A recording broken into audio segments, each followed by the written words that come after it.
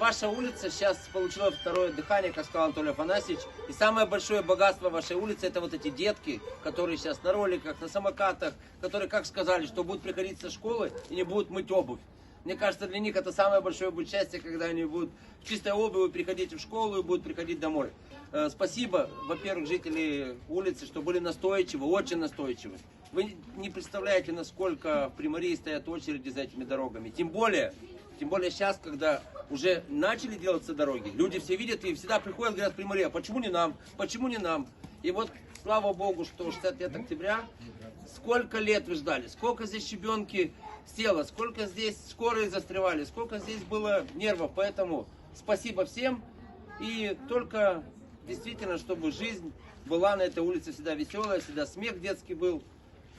Спасибо. Да. Сказали, какой начальник. Петров — это вот то, что автобус ездит бесплатный. Это вот мы вместе с Виктором Петровым, вот, наш штаб, наш народный антикризисный штаб. Вы слышали, наверное, автобус бесплатный ездит. Спасибо Вот благодаря большое. Виктору.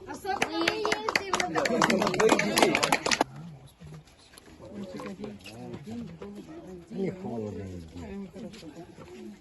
Что, горит, да? Или задумано горит?